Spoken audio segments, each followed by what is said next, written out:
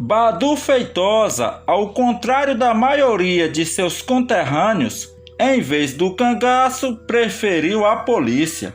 A explicação é fácil.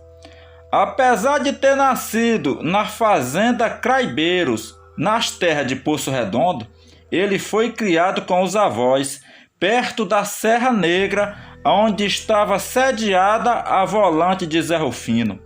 Tendo mais contato com os soldados do que com os cangaceiros, sua opção seguiu a lógica.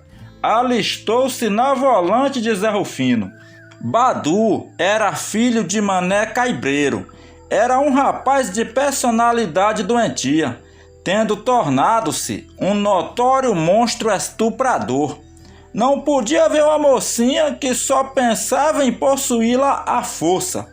A volante de Zé Rufino viajou para Jeremoabo, que era então a sede geral da campanha contra o cangaço. Em Jeremoabo, Badu viu passar uma garota, seguiu atrás dela, notou aonde ela morava, passou a controlar seus movimentos. À noite, a menina saiu para comprar alguma coisa numa vendinha.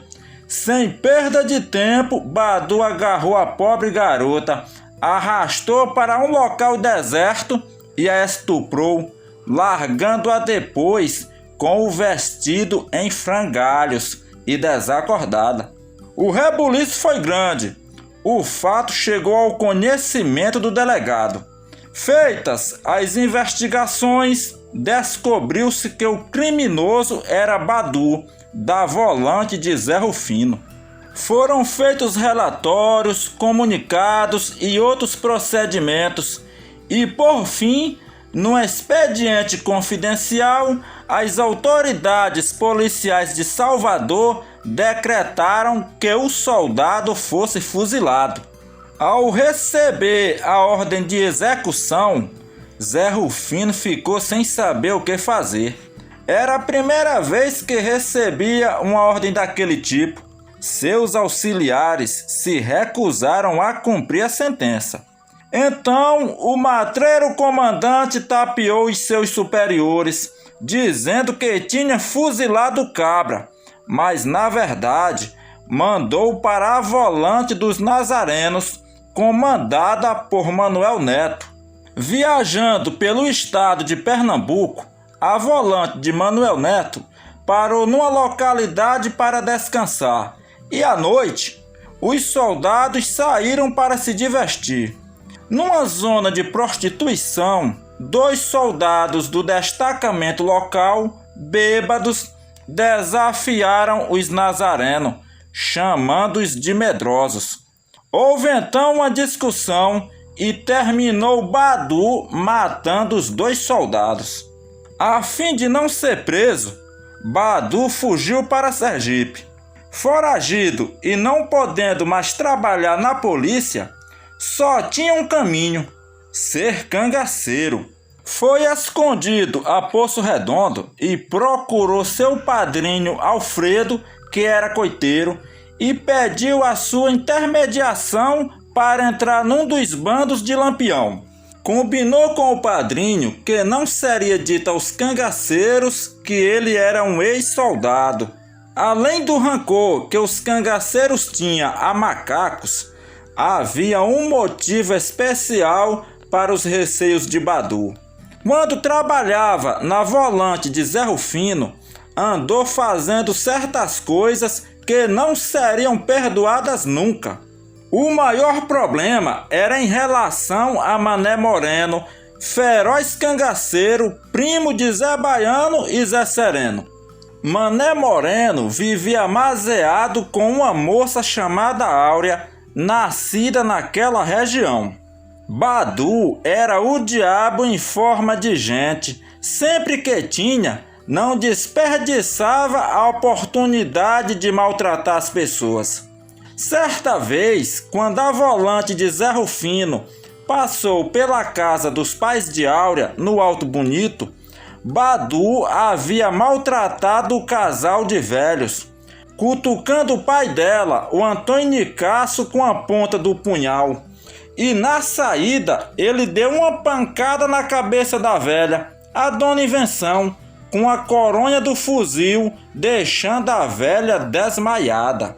Sabendo que os cangaceiros estavam acoitados nas caatingas do travessado, Alfredo procurou o vaqueiro da fazenda, seu amigo Joãozinho Nicolau, e juntos foram apresentar Badu ao chefe do grupo. Os cabras já tinham se mudado e estavam agora na lagoa do Riacho Salgado. Não foi difícil encontrar o local, porque o outro coiteiro, Luiz de Caçussu, deu todas as indicações aos amigos, já que eram todos eles gente da inteira confiança dos cangaceiros. Para o azar de Badu, o bando que estava ali era justamente o de Mané Moreno. Feita as apresentações e não havendo nenhuma objeção por parte de Mané Moreno, Alfredo e Joãozinho foram embora. Badu estava em boas mãos, agora era cangaceiro, como sempre devia ter sido. Ele estava certo de que não tinha sido reconhecido pelo temido Mané Moreno. O problema é que Mané Moreno, na hora que bateu os olhos no cabra, reconheceu na hora, mas agiu como se nunca o tivesse visto e foi correndo contar à companheira a grande novidade. Nem dava para acreditar que aquilo fosse verdade. No dia seguinte, bem cedinho, os cabras foram até o travessado beber leite tirado na hora por Joãozinho Nicolau. Mané Moreno e Áurea gostavam do leite de uma vaca chamada Azeitona. Os cabras estavam animados, de estômagos forrados, e foram reunir-se na beira do riacho. Áurea foi também. Badu estava descontraído, sentia-se à vontade com os novos companheiros, já começava a fazer amizade. De repente, os cangaceiros fizeram um círculo, deixando o novato no meio. Áurea aproximou-se dele e perguntou: "Rapaz, você já teve lá no Arto Bonito?